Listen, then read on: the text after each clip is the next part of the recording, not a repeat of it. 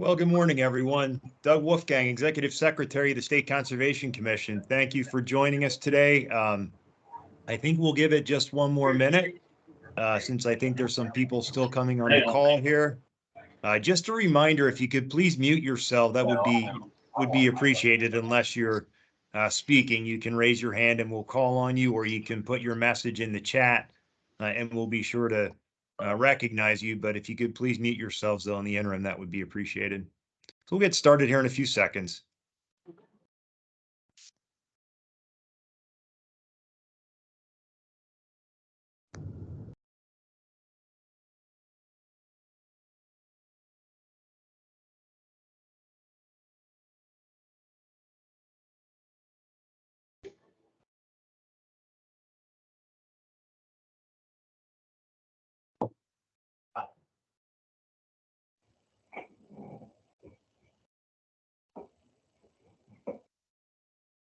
Well, good morning again. Doug Wolfgang here. Pleasure to have you all on the call. Just some background here. Just the purpose of today's call is to give an update on the Ag Conservation Assistance Program. I'm going to turn it over to Eric Cromer here from the Commission staff in a bit to give some updates. But before I do that, I just wanted to maybe give some other budget-related and commission-related quick updates while I have your ear. So obviously, a lot of our focus has been on ACAP. We're very excited to get this program up and running and get these practices on the ground. Again, continue to feel that we're in a really good place here. I know there are a lot of concerns with the technical capacity, technical assistance, and we'll be talking about that today and what our plans are to address that.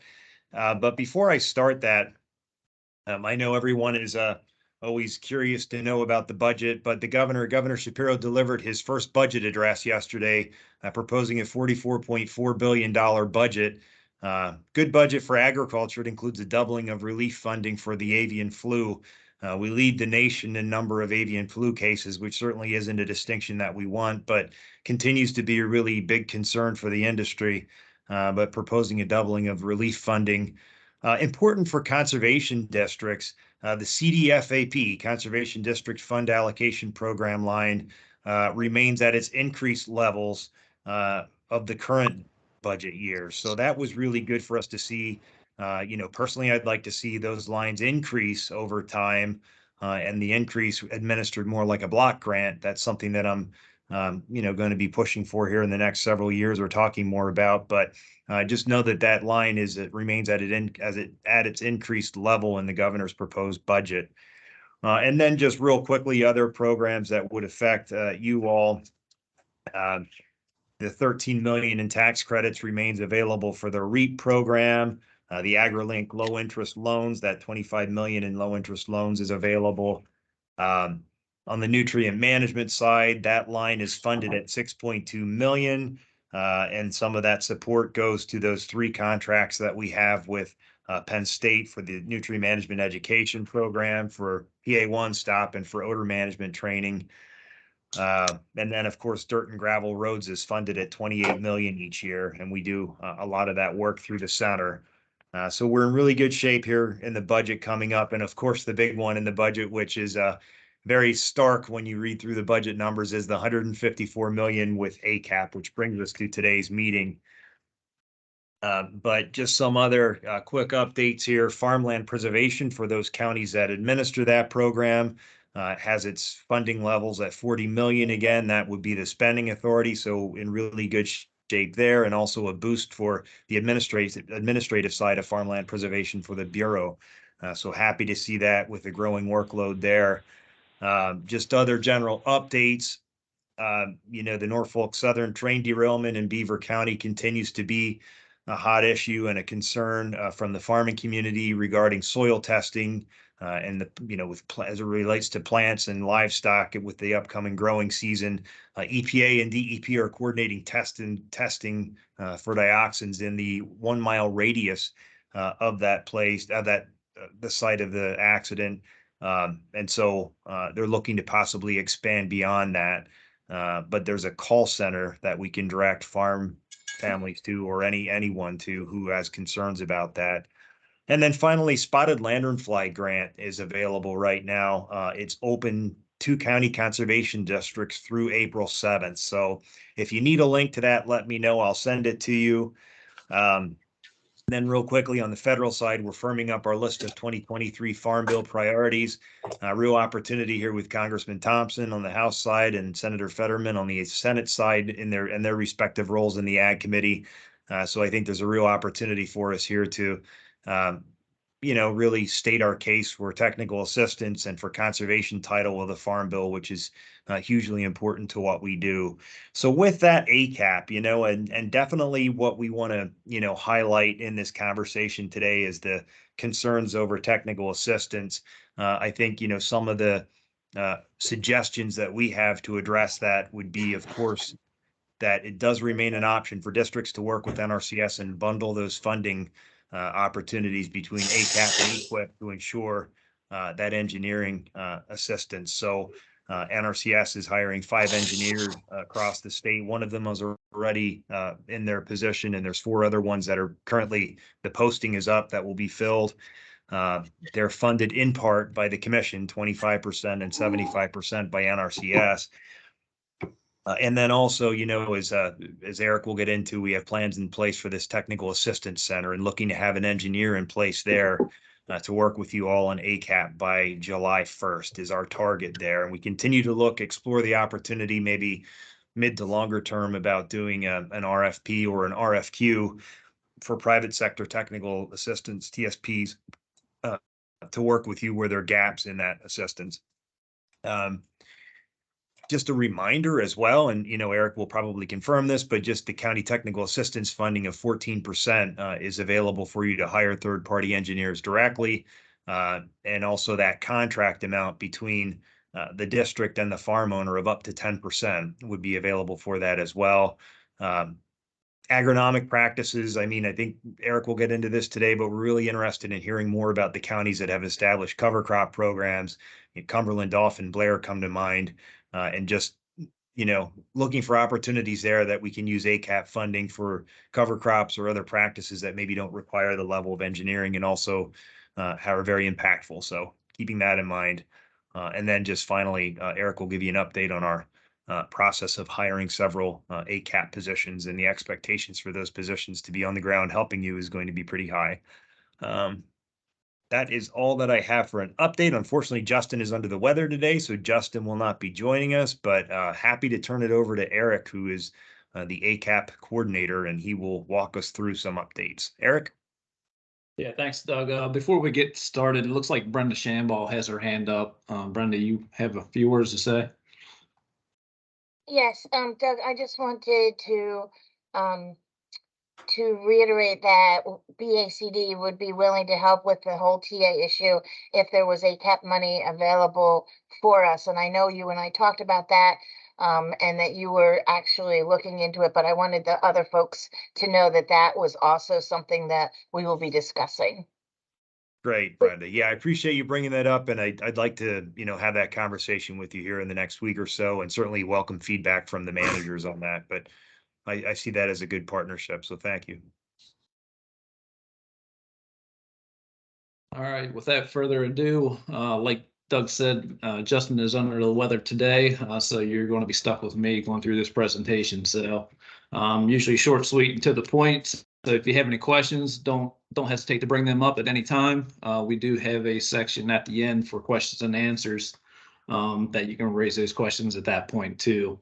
Also do want to bring up, we do have a poll for you guys. I'll launch it at some point in this presentation. It's just a few questions. I think it's only like 4 questions that I have for you guys that we would like to get some feedback from you guys on some questions that we're trying to navigate through. So just to give you a little program update, a little overview of what we're going to be doing, the delegation agreement update, the staffing update, SEC staffing update, some of the engineering for ACAP projects, and a big topic here is ACAP bidding requirements. And again, open questions and answer session here at the end. So as we sit right now, delegation agreements, we have 60 signed delegation agreements back in from you guys. We have been in contact with the 6 remaining districts, and we're still trying to work through Philadelphia as well. Looks like the majority of everyone is going to sign that delegation agreement. So we're feeling pretty good about the program as a whole. We appreciate you guys' willingness to take on this delegation agreement and running with this program. So those 60 delegation agreements that we do have signed and into the SEC, 23 have actually been fully executed by the legal and the comptrollers. So they will begin the process for submitting the payments. We have 18 advance payments that have been processed and are waiting Treasury for payment, which typically takes up to 30 days. Sometimes we see a quicker return on that. But if you do receive your advancement, please let us know so we know about how long it's been taking. I'm not exactly sure which ones were first in line. I think Clinton or Clearfield might have been one of those. So if anybody from Clinton or Clearfield received their advance payment, just let us know that you received those. Some of the ACAP staffing, we do have 4 regional positions that was posted, and those postings have closed. We have set up interviews. That's going to be throughout the whole month of March here. We did our first interview last Wednesday, and I think our last interview is March 31st is what is scheduled. So we're hoping to have somebody in those regional positions by the mid-April is what we're looking for. Also, we're hiring 1 program specialist, 1 for the REAP and AgriLink. So we have those scheduled as well. And there's actually another one in nutrient management. So we're doing a lot of interviews at the State Conservation Commission. So we're pretty busy, not only with ACAP, but also interviews. So that takes care of our update. So we'll get into the engineering. Doug has already went over a lot of this. We just want to reiterate it, just to let you guys know what is available for engineering funding. So an applicant can utilize up to 10% of the contract or the construction cost for their project. So what that means is you got $100,000 project. A landowner can go out and find their own third-party engineer, and they can utilize up to 10%. So you got $100,000 project. They can go up to 10% for engineering on that. And when they submit the application, that will be on top of the 100,000. So you'd be submitting an application for 110% for $110,000 on that. So you do have the ability for the landowner to go out and find a third party if they're trying to get something on the ground faster. Also, the district can utilize up to the 14% of their technical assistance money. You could hire an engineer yourself, put them on your staff. You can use some of that 14% for that. Or you could contract an engineer to do that, sign a contract with whatever engineer that may be. Or you could possibly work together with other conservation districts in your area, maybe put some of your money together and hire an engineer to pull together an engineer for a region. So we also state that you can also work with your NRCS to bundle with ACAP and EQIP together. This might be good in some areas, but we understand that it might not work in all areas across the state. So if you have a good working relationship with NRCS, we highly recommend that you reach out to them and say, hey, what projects do you got going on? Is there something we can help out with? Do you have a guy that might be on the fence? Do we need to pull him back? And maybe ACAP funding will pull that back. I will caution you if that happens, if you get in with an EQIP contract, you will have to deal with prevailing wage. But to ease that, we will cover that prevailing wage cost if that brings up any reservations with the landowner or an NRCS. So like I said, if you have any questions, feel free to type them in the chat. raise your hand or whatever it may be. Eric, just a note there that Eric put the survey questions in the chat. So if they pop up, please fill those out for us, and we'll probably share the results, I would say, at the end of the session.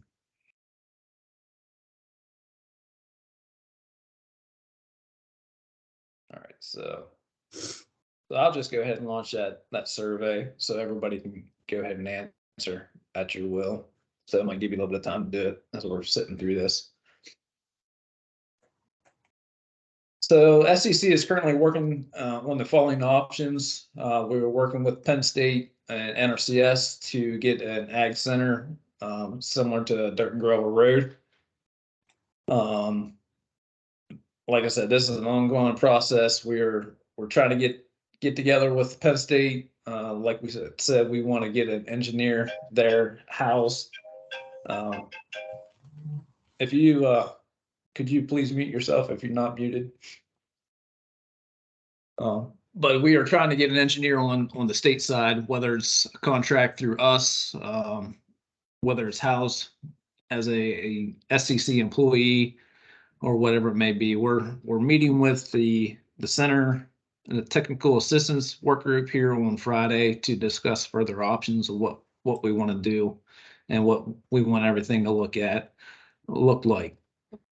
What our main focus is trying to get technical assistance out to you guys and make it easier on you and make it easier for us to get everything on the ground.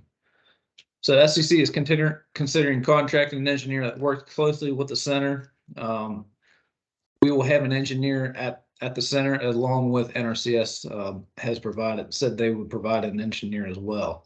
It is our goal to work side by side as closely as possible, but we understand that sometimes NRCS might not be able to help out with certain things, so we need to have something on our end as well.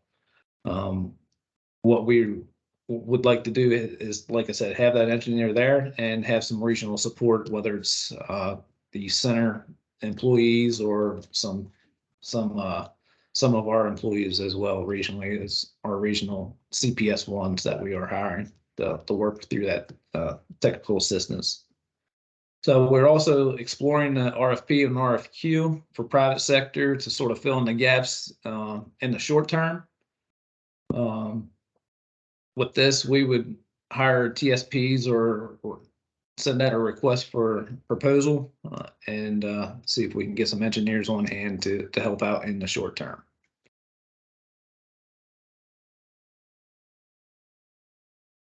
So additionally, like I said, we are hiring 4 regional staff members to assist with all facets of the program, including the TA.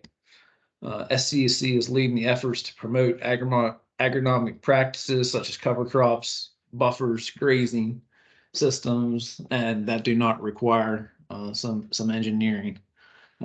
We do understand with the job approval authority that there may be some things that district staff or whoever it may be might be able to take some trainings and whatever to maybe get certified. I see we do have a hand up.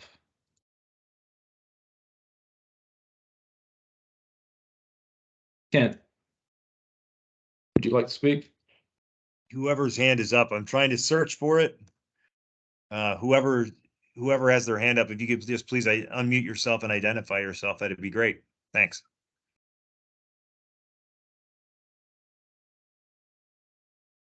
No one? If someone is speaking, you're on mute. I'm just going down through here, seeing who it may be. It was Kent Benning. Kent Benning, are you wanting to say something?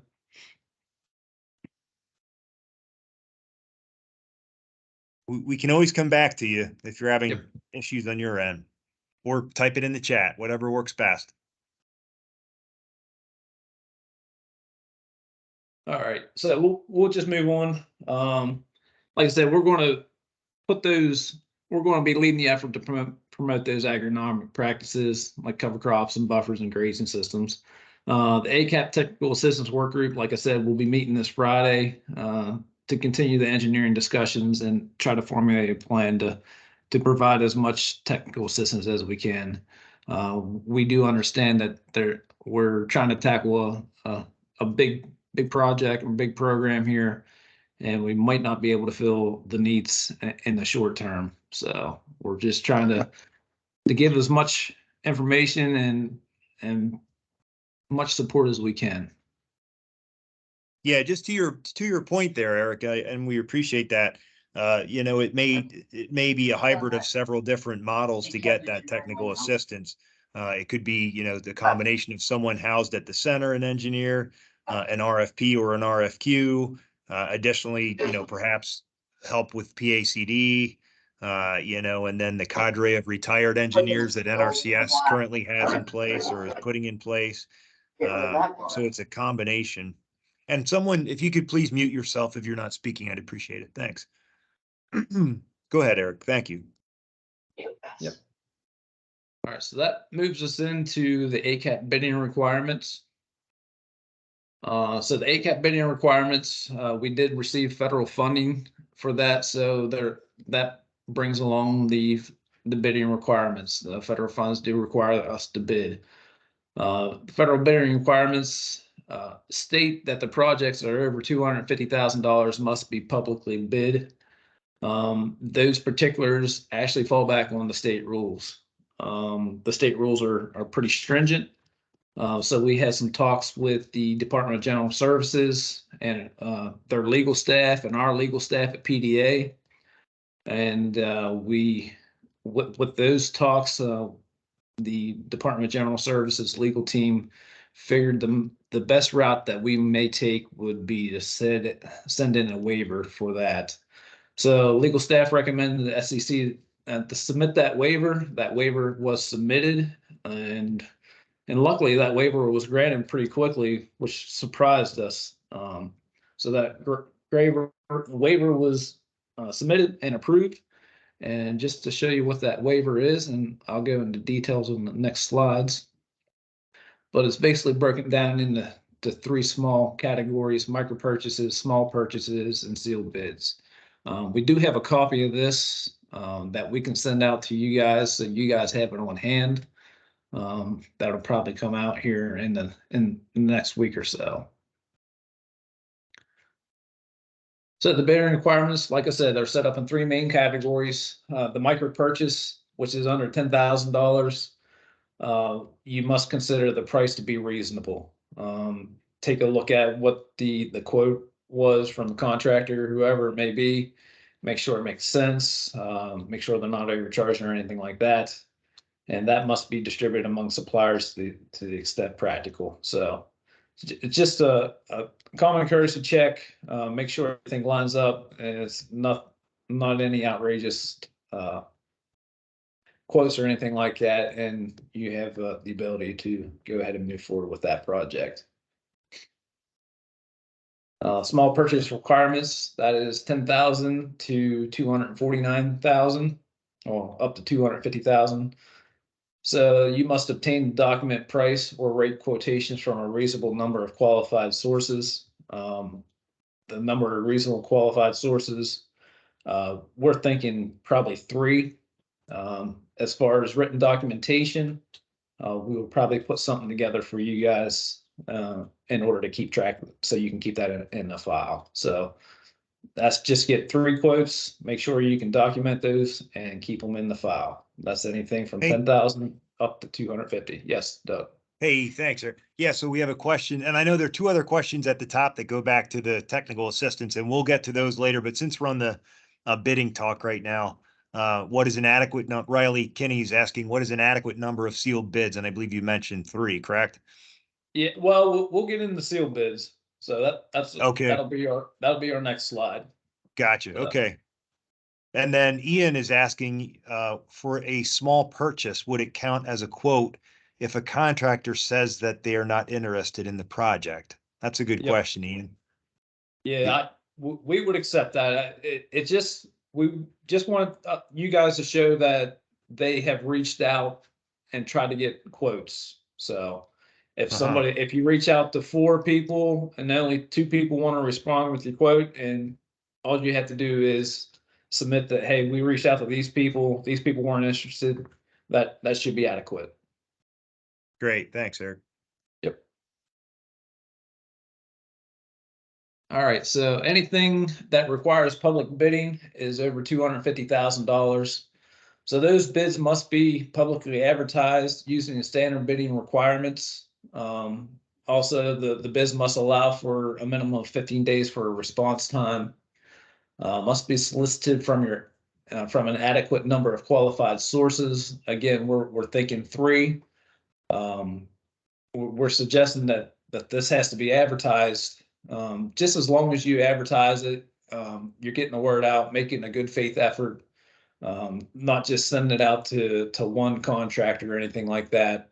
Whether you're posting it on your website, hey, we got these projects, putting it in the newspaper.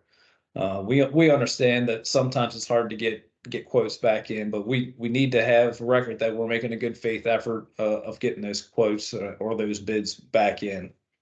So I hope that answered your question earlier, but if you want us to elaborate a little bit more, we can. Those sealed bids that come in must be open publicly. So a contract award must be made to the lowest responsible bidder. I know we might have some questions about that, so I'll wait for that as well. Contract must be a firm and fixed price. So is there anybody has any questions before I move on?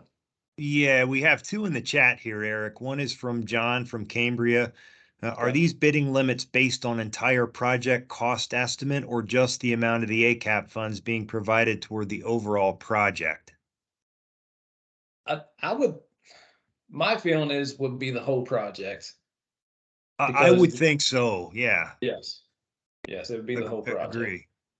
Great. Yeah, that's probably how it would be administered. And Heather Manzo is asking if the farmer has a contractor they would like to use, must they bid, or must the district project manage the bid for the farm?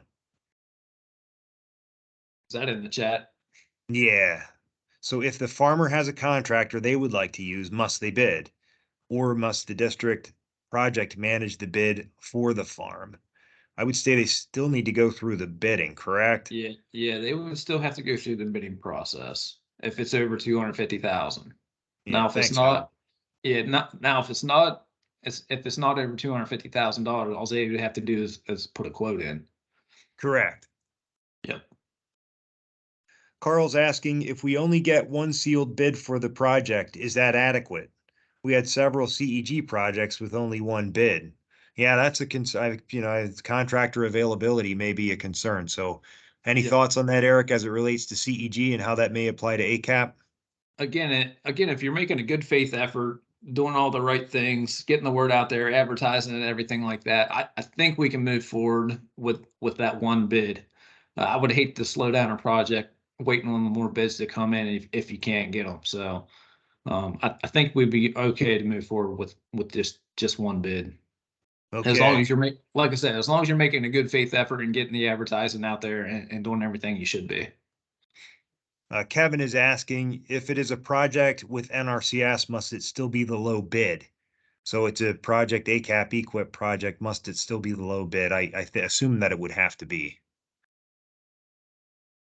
Well, Eric, any? we might have to work through the NRCS thing because the NRCS, they might have somebody already lined up. That might be something we have to come back to and try to work through. That Kevin, might could we be, follow up with you on that one and give you an answer on that? We'll have to think through that a little bit.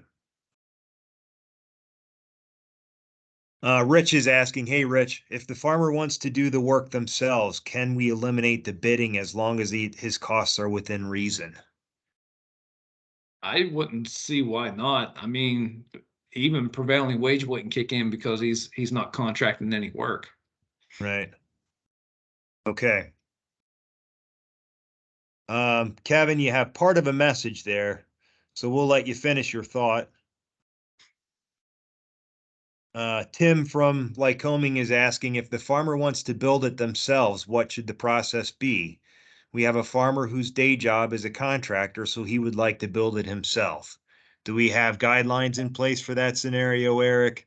If not, I- we could probably put something together. Yeah, I think we need to put something together.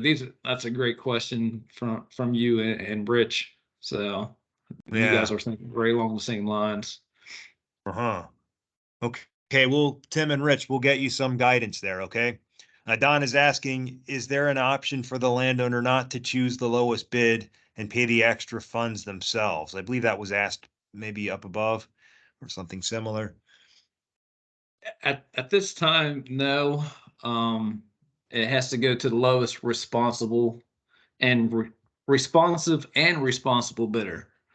So if you feel that the lowest bid is not responsible, there's some things that you would have to look at. Maybe they've not done the type of project before. Maybe they've had some issues with some other projects that you put in. You might have a case to not accept that lowest bid. But the way everything is wrote in the standards, it has to go to the lowest bid. Great. Thanks, Donna. Appreciate the question. These are all really good questions. I think what we can do, right, Eric, is we'll put together kind of a Q&A from this and make Yep. sure we get this distributed. All good questions. Yep. No, they keep going here. All right, Brenda, for Heather's question, will the landowner need to use the lowest bid even though the contractor isn't the preferred person? To that, I would say they do have to, correct? Yep. Yeah, we just covered that. Let's see. If NRCS is covering the majority of the cost of the project, could they take the lead on bidding requirements? Another good question. Yeah, that's something we'll have to get back to on how to deal with With NRCS the projects. with the bundling Yep. on NRCS projects, yeah. I Yep. think we have, we'll touch base definitely with NRCS within a week on those questions and iron that out. But those are really good questions. Abigail Ryder is saying mentioned before was that if the farmer wants to go with a particular contractor, but others bid lower, they can go with that contractor, but ACAP will only reimburse up to the lowest bid amount. Is that still accurate? As We the requirements are stated though, there is no, that is, they would have to go with the Yeah, lowest bidder. yeah, that's a good question, Abby. I think we talked about that maybe at one of the previous meetings, and maybe there was a different answer given there. Well, certainly, Yeah. I would think we have to go with the lowest bid, but we'll And build. Mhm. Go that's ahead, Eric. something we might be able to take to our legal Doug and ask them that Okay. question just to get their Yeah, their opinion on that. yeah. Kevin from NRCS is saying, "Yep." So let's see here. But we'll run that past our council too, and just make sure NRCS is in the loop with that, and we'll talk. Well, not in that, and not in that particular question, but in others. Um, let's see. John is asking regarding award being made to the lowest bidder. If the farmer wants a different contractor, can he? If we just only pay on what the low bid was? Okay, I think that was asked and covered. Adam is asking, since we were not contracting directly with the contractor, how are we publicly advertising sealed bids for a landowner? So sometimes the landowner will be able to do this. It's probably most of the time would fall back on the district, and most districts would probably want it that way. I don't know if any districts want to speak up that are currently doing some bidding or not. But it's better that the conservation district is doing that because they're dotting your i's and crossing your t's and not letting anything slip through the cracks.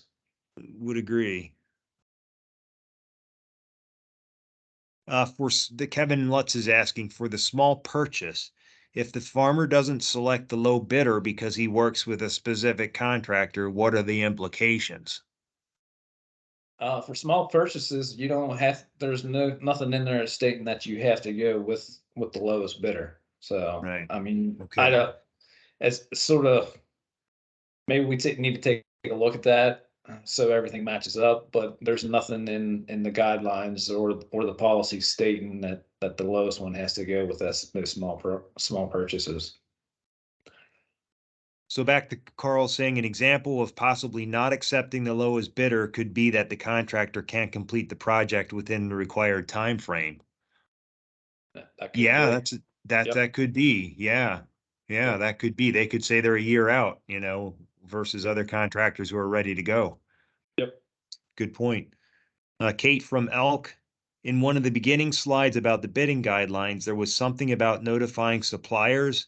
Can we go back to that? And can you elaborate, please? Do you have any recollection of that, Eric? Yeah, it's in there. Must be distributed Yeah. among suppliers to the extent practical. Um, I'm not exactly sure. That'd be a better question for Justin. So for Yes, micro purchase less than 10,000, consider Yeah. price to be reasonable, must be distributed among suppliers to the extent practical. Yeah. Uh, Sit tight on that, Kate. We'll get some clarification exactly on what that means. Kevin is asking for sealed bidding. Are bonds required? Will sealed bids need to be approved at a district board meeting? I'll tell you what, let me go through, let's stop right there. Doug, I'll Yeah, go through some of these. We have some questions. yeah, Let me get through this slide right here, then we'll get into some sure. questions. You So, bet. Yep. we'll go back to the ACAP bidding requirements. Please note it, if your county has more, if you have local bidding requirements and they are more stringent than the state requirements, your local requirements must be followed. So I know some counties have like a $22,000 limit on bidding that all projects over that must be bid. So if you do have more stringent policies stated or set locally, you have to follow those. So here's some of the questions that we most commonly get. Is public advertising required? If so, what are the time requirements? So yes, over 250, you got 15 days. Bid bonds and payment bonds are required? No, but they are recommended. If is a certificate of insurance required? No, but they are recommended. Are pre-bid meetings or site shows required? No, but they are recommended. Is public bid opening required? Yes, they are. So a lot of these things are not required. We sent this in for a waiver to give us a little bit of flexibility and allow us to move a little bit more quickly on these projects.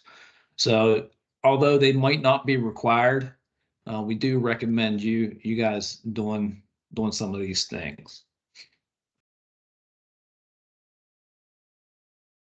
So will bids need to be approved at a district board meeting? Bids must be sealed and opened at a public meeting. That does not state that it has to be at a public district board meeting, although some of your district boards may want that. Is a district required to accept the lowest bid? Yes, the lowest responsible bidder must be selected. Do districts need to ensure advertisement to disadvantaged businesses?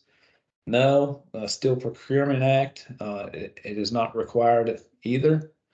What are the requirements to increase the micro spending to $50,000? We looked into this. The requirements to do that are very minimal, and it's just much easier to let it be $10,000 to increasing that threshold to 50,000. So that might have answered some of the questions that we had coming in. So Kevin, your answer to that, for sealed bid, bonds are not required, but we do recommend you getting them. And the district board meeting, again, like I said, it's not required, but it does have to be a public meeting. So Rich is asking here, Eric, for the Old Bay program, Rich from Blair. Yep. We used to advertise each year for contractors to be on the bidding lists for the year. Then we only had to send each bid announcement to those on the bidding list. This way, we only had to publicly advertise once a year, which is very expensive instead of each project. Can we do this for ACAP? We can ask our council that. I think that sounds like could be an option. That could be an option, yeah. Quite Rich, we'll get possible. back to you on that. It's a good question. Yeah. We have a list of things to touch base with John Howard here on, and that'll be one of them.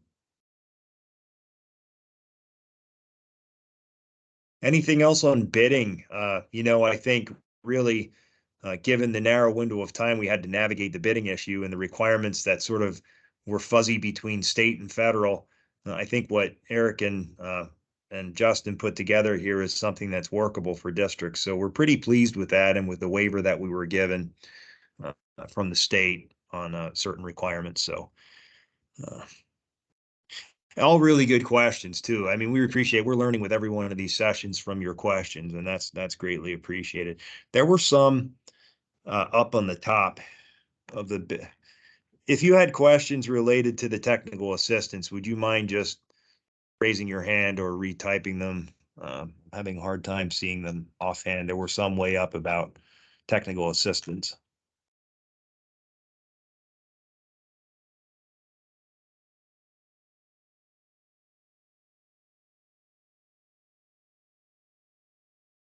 Lisa Snyder, in the last meeting, you mentioned the possibility of holding a training session on ACAP for district staff, especially on the bidding process. Is there any update on when and where these trainings will happen? It's a good question. Yeah. Yeah, we're still working through that. Justin and I do make ourselves available. I've actually went out to Allegheny County and sat down with them and worked through, just gave them some brief overview for some of the new staff there.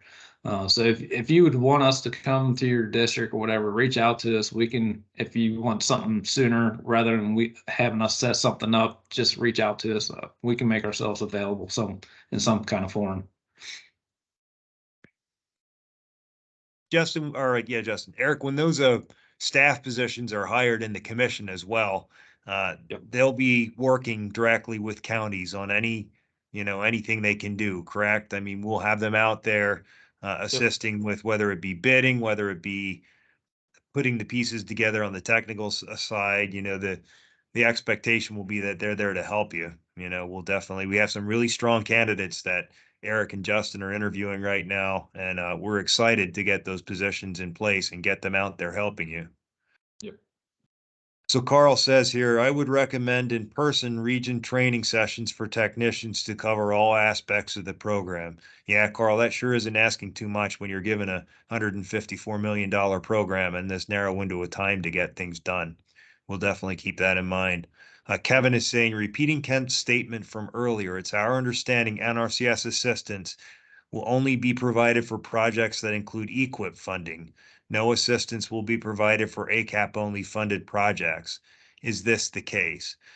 We're working through that, Kevin. That's really why we're focusing on trying to get some engineering on the commission side to fill those gaps when projects aren't bundled with EQIP. It's to the extent to how it will play out over time.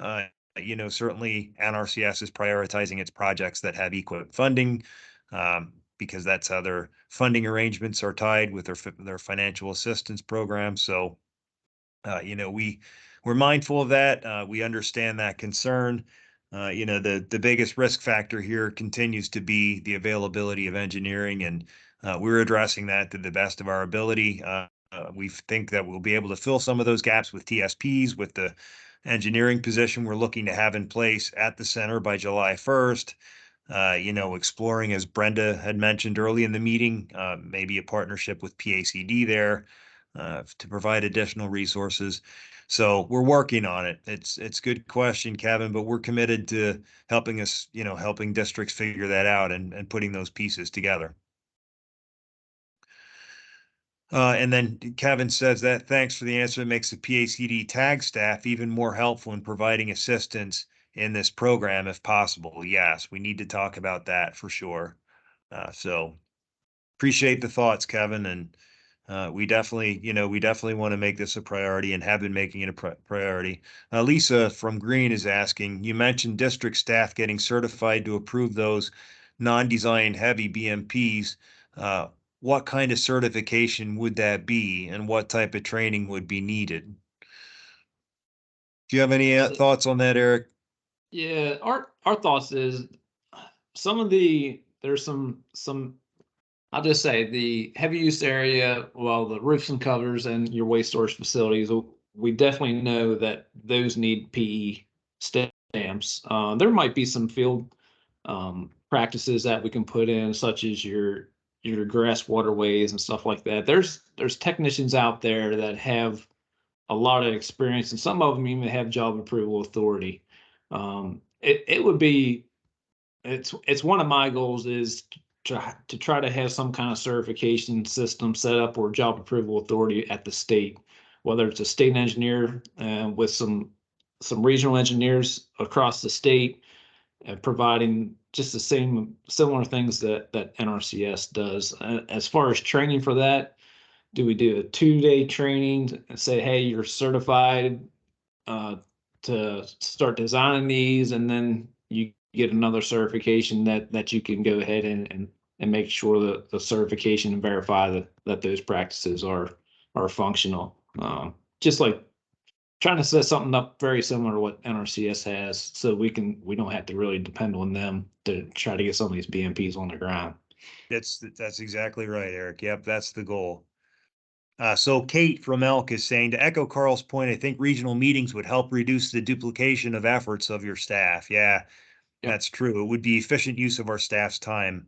And she's saying we could do regional surveys to determine the best dates for folks to get something scheduled. And Brenda, she's asking maybe if you could help with that. So yeah, we'd certainly be willing to consider that, Kate. I mean, especially in the short term here when we get these positions hired. We really want to be, on the ground with you working to get this program administered. So that would definitely be an efficient use of our staff's time. Heather says the district is interested in obtaining job approval authority for staff, but are unclear to how to make that happen. And then she says, thanks for the question on this, Lisa, and the answers. Yes, it's a good question. It is. What's the pathway for that? How can we map that out? It's a good question. Brenda's raising her hand, so let's turn to Brenda. Thanks, Doug. I just wanted to reiterate, I put it in the chat, but I'm not sure everyone saw it, that DEP has stated that the tag employees can work on ACAP only projects and then charge it to Growing Greener. Okay. But Great, that's only thank you. if the tag employees, obviously have the time. They have a very, very busy agenda. Yeah, understood. And if that model is working well, we can look at additional resources through ACAP, Brenda, too. So let's have that discussion. Let's see. Is that Westmoreland County? Would it be possible to have a stand-up or standard BMP manual that we could use for accepted typical practices, similar to utilizing a GP for 105? Yeah, I mean, that's we could look at working with the center as soon as that person's in place and that center is staffed to get something like that together. Eric, do you have any additional thoughts? Yeah, I'm hoping to get together with some engineers and some highly experienced technicians out in the districts to sort of get together and put a BMP list of what we actually need hardcore designs for, and what practices we might be able to get certification for other people. So, and I can Yeah. see us coming up with some kind of list like that. Uh-huh. Yeah, good question. Tracy's saying a certification process would be fantastic. Yep. Ian, in past meetings, it was stated that multiple contacts are not preferred for a single farm. Contracts, I think you mean. But in some cases, the practices that would be implemented are completely independent of one another. I just wanted to make sure that it was an option. If it is an option, could you have 2 open contracts on one operation as long as they are separate and independent of each other? I would say yes. We'll turn that over to Eric for his thoughts. Yeah, we can take a look at it case by case, but I think that is a possibility. We can work through that stuff. Just So reach out Jason, to us. yep, Jason from up in Snyder is saying, Josh's question that I copied is really the big question for us. If the contractor is working for the landowner, why is the district board accepting the bid, approving the contract? Is that what's being proposed? So we're working, yeah, I mean, the bidding process is being done by the districts. That's what's being proposed. Don't know, Eric, do you have anything to add to that? Yeah, I see where you're coming from. Yeah, it falls back on the farmer themselves to put it out to bids, but I mean, it is the districts spending the money and releasing that money to make sure the process is right. Like I said, some farmers or whoever it may be might have the ability to put out bids, but those bids are most of the time going to fall back on the districts because they're capable of doing it. So, Jason and Josh, we will look into that and sharpen our reply to that question just to make sure that you're comfortable with what our response is there. Michelle, is there a template for local policy for the district to adopt to run the program, similar to what the Dirt and Gravel Roads program has? Michelle, yes, we do have a template policy. I can send that out along with the bidding document as well, so you guys have it. I want to thank McKean County personally because they did most of the hard work, and we just changed a few things from what McKean sent in. Again, I will say it is just a template. It does not have to be exactly the way it is sent out. You guys can make it at your own, but yes, there is a template that we'll send out. And then Abigail, if edits are made to the ACAP application at the county level, can it be sent to the commission for final approval? I would say yes. Yeah. So we were going to let you go a little bit early, around 10 o'clock. You're welcome to keep going. I have to go off the call at 9:59, so I have about 8 minutes on here. But Eric, you're available to continue on. Yep. I just wanted to alert you of that. Abigail is asking, how is REAP anticipated to work with ACAP? Is REAP anticipated to cover farmer-funded portion of the project as it does with EQIP, or working in another way? Yeah, Abigail, we would anticipate that it would be for the farmer-funded portion, or for, equipment that would help with the cover crop, whatever the case might be, that wouldn't typically be covered through cost share with ACAP. Yep. Is And there going to be a, I'm sorry, go ahead there, Eric. I will say, if you guys haven't filled out the poll, please fill out the poll and answer Yeah. those questions. Yeah, Because please. that information will be very helpful for us to move forward on some of the issues that we're dealing with. Ian's asking, is there an ongoing updated Q&A document? Yep. Certainly, yep, from today, we'll update it. I think they're fantastic questions that you're asking, and we'll make sure that we get an updated one. Donna, is the commission required to approve each county ACAP application? Don't think that's the case, but go ahead, Eric. Hold on a sec. What was that question again? Yeah, so Donna's asking, is the commission required to approve each county ACAP application? No. No. The only thing we require, if anything over 500,000, we will want to take a look at that. We've already got some dates lined up with some districts that want us to come look at some big projects. So we're on the docket to do that. So if you have any big projects, contact us. We'll come out and take a look at them, and then we'll move forward. Great, thanks, Eric. Any other remaining questions here? Oh, Donna said the application form. So the landowner, go ahead, Eric. If you want to reformat the application, add a few things to that application, we're fine with it. If you want us to take a look at it and to make sure everything looks good, yeah, sure, send it over to us. It's usually a pretty quick turnaround. We've had some other districts do that. So if you want to send it to me, I'll take a look at it. I'll say, yeah, go ahead and move forward, or I might suggest a change or anything like that. So. And then Chelsea from Westmoreland is asking, can districts enter a contract with a contractor on the landowner operator's behalf? This would allow us to pay the contractor directly. The way the enabling legislation states right now, that answer is no. We have to pay the landowner or operator. Yeah. We've checked with our legal staff. We forwarded it to our legal staff to see if we can do an assignment agreement We're still waiting on answers back for that. So Yeah.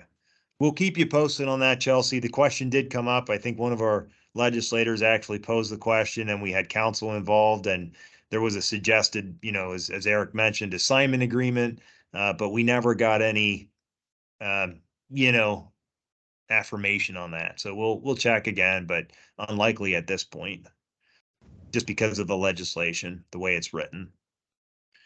To that point, Doug, it's Josh Longworth. Do you Hey, mind if I Josh. just Yeah, sure. that ties back to that previous question that we were asking earlier about why would the district board take formal action to approve the bid and accept the contractor if we are not entering into a contract with the contractor. And so I understand that we could certainly help the landowner with the whole bidding process, but the ultimate decision, because the contract is going to be between the landowner and the contractor, really should be made by that landowner, and then they signed a contract with that low bidder. We would just have to show them that in the guidelines or the rules for the program or whatever, that they should be something that says, the program requires you to accept the lowest qualified contractor. Okay. Yep.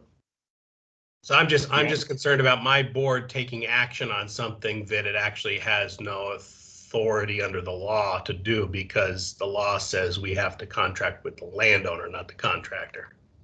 Yeah. Yeah, so the bidding requirements that we have here were thoroughly vetted by two attorneys, the PDA attorney and the attorney from General Services, who oversees the whole procurement side of things. But we'll pose the question again, Josh. Understand? Well, I appreciate you. I noticed the answer to that one question on that one slide was that the question was, do the district's boards have to approve here? There you go. Letter A. I got you. Will the bids need to be approved by the district at a district board meeting? And then it just says bids must be sealed and opened at sealed bids must be opened at an open public meeting. So that doesn't actually answer that question if it needs to be approved. It just says they have to be opened at a public meeting. Gotcha. Eric, similar, how it works with CEG. I mean, CEG is obviously different the way it's structured, well, yeah, but CEG is totally different. We don't have any bid requirements with CEG, so those bidding requirements usually falls back on the counties, and that's a little bit different. So I saw a couple hands here. We have Dean. Do you want to unmute yourself? And I have like 2 minutes. And Eric, I hate to leave you alone here, but I have to sign off in 2 minutes. Brenda, your hand is still up. Josh, your hand is still up. John from Cambria and Dean, your hand is up. So go ahead. Yeah, Dean. yeah. This is Dean. In the past, I've dealt with some bidding stuff in the past, and at public openings, all you do is read the contractor name and the bid amount. I've never approved anything until after the meeting. So nothing really gets approved at the public opening, at least that I've participated in.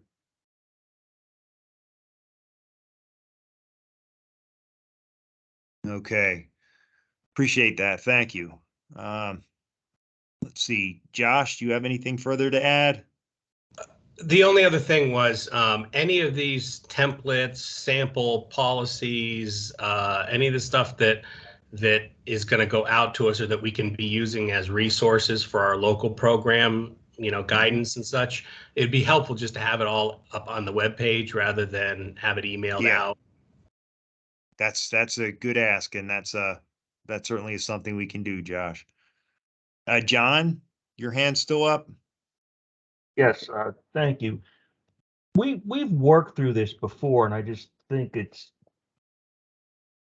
just getting a little confusing for people. We've helped farmers through this process before when there's been bids required. We'd help them, would get the prevailing wage information for them, would do site showings, put bid packages together, and advertise it for them. Now the requirements for that would be the bids had to be submitted to the farmer. He received the bids, but They were open publicly. That was all part of the advertisement. They had to keep them and not open them. We actually went out to the farm and had the farmer open them to where then we recorded who the bidder was and what the bid amount was. And that's what you do at the public opening.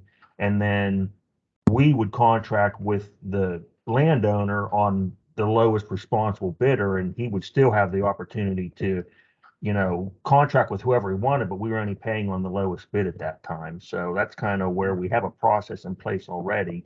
And that's why we've been asking so many questions there. But the district never had to take any action on those bids. It was, Okay. we were being involved at the public session where they were open so that we recorded what those bids were. Mhm. Yeah. Okay, yeah, let's work through that a little bit. We'll do that in the short term. These are all really good questions, things that we maybe were thinking of but didn't solidify. So appreciate your questions, everyone.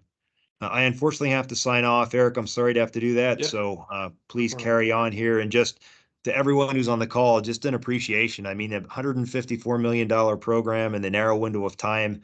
It certainly is a partnership effort between districts, the commission, NRCS, TSBs, DEP, Penn State, PACD. We rely on everyone working together, and just really appreciate everybody's collaborative efforts here. All right. And we'll be in touch, and we're here to assist with whatever you need. Thanks. All right, I'll just go down through some of these questions here. I'll go back to Tom's. Is there a chance that you could get Tim Peters to present on EJAA and have that meeting sooner than next month? That is a possibility. We can reach out to Tim Peters, see if he can give us a presentation or whatever it may be. I have to see what his schedule looks like. But yeah, we can reach out and we'll let you know if that does come to fruition. Bethany, what constitutes official job approval? If it is simple concrete heavy use area or an access lane, for example, and the conservation district employee has experience doing these, is that good enough? They need to follow the NRCS tech regs anyways. Yes, to your point, yes, those are things that we got to work through. That's what we're hoping that the conservation district can do themselves. That's why we're trying to get up a certification and able to do that. So we got to make sure all of our I's are dotted and our T's are crossed, just because of the state regulations and stuff like that. So we got to see what we can do and what we want to need a PE to do. So Donna Fisher, agree with Dean, as the bids need to be reviewed for adequacy, not approved at the public openings. Thanks for that. Carl Gosshorn, you got your hand raised. Go ahead. Yeah, a question I have, and maybe this information's already out there because I haven't had time to look at all aspects of the program. For cover crop program, CEG had guidelines on how many acres maximum per landowner, the cost per acre. Is that going to be similar with ACAP or the same? We're running through that right now. There's other talks that there might be a cover crop program come about. I don't know. CEG is a little bit different. When we first set up CEG, there was only two districts, and you know that, Carl. And now it's only got 7 districts. Right. And when we first set up the cover crop program in CEG, we wanted a little bit of continuity across the board. But we understand that each district's a little bit different. Some districts might not be able to get in multi-species cover crops depending on the time of the year or where you're located. So that there's nothing standard set in ACAP right now. Not saying that there couldn't be. We're tossing around a few things here at the Conservation Commission to work through those. What is your feelings on that? Would you want a set policy across the board, or I mean, or do you want the flexibility? I would rather have the flexibility per district as long as it's in a certain parameters, I would feel. Yeah, I think it'd be nice to have flexibility, but also you don't want to, you want some consistency in the program. I would like to see some money available through the ACAP program for cover crop. I think that would be good. I know some counties are getting some CAP money to use and everything, but you know, ACAP, we know what money's there, how many years we have it, and so that'd be nice to be able to use some ACAP money for the cover crop program. Yeah, and you each district could very well do that if they wanted to. If you want to set aside $500,000 of your money to cover crops, if you think you can spend $500,000, that's totally fine. It's totally up to you guys if you want to do that. We're not going to restrict you from doing that. I know there's a lot of districts out there already thinking about putting a cover crop program together, and they're moving forward with that. Yeah, we're totally fine if you want to use some of your ACAP money for that, and we encourage you to do that. And the other thing I was thinking of, it would be nice is being able to sign a farmer up for multiple years, say 2 or 3 years, so you don't have to go back each year and new contract. So if you could do a multiple year contract, that'd be nice. Yeah, that's a possibility too. I do know with the CEG, we do have a multi-year contract that they can sign. They can sign up for 2 years if they wanted to. So, but yeah, the parameters, what that might look like, I couldn't tell you, but like I said, I do like the flexibility to allow the districts to make it whatever they needed to make it work for them. Okay. Thanks, Carl. All right, looks like Sally has a question. Can you define public meeting in this case? We are in agreement with Josh that the landowner would control bidding with the district assistance. Can the landowner open a sealed bid with a district as a witness? Our solicitor is okay with this setup. If your solicitor is fine with that setup, I say sure, I'd go for it. I would highly recommend that you reach out to your solicitor. So yeah, just make sure that it's public. Public has access to it, and public can be invited to it. So Hey, Eric, this is Karen. yeah, If when they advertise the bid, they can put in that advertisement that the bid opening would be on a certain day and time and location, and that would cover the Sunshine Act of advertising that bid opening. Then as long as they hold it at that time and place, they would be meeting that requirement of a public meeting. okay, all right. Thanks, Karen. Yep.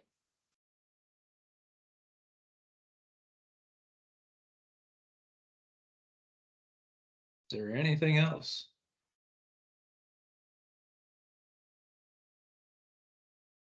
I see some hands still raised, but I think you might already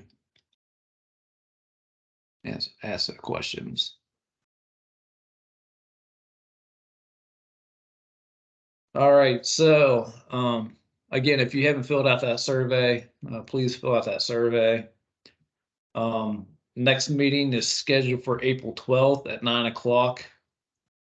If you have any suggestions on topics or anything, please contact me or Justin.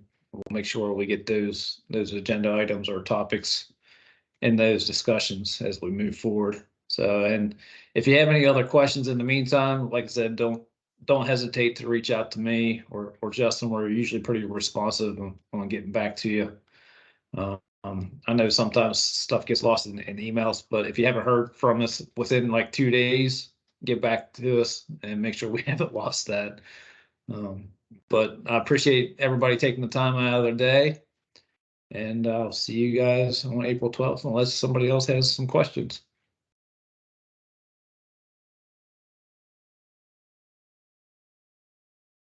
Thanks, everybody.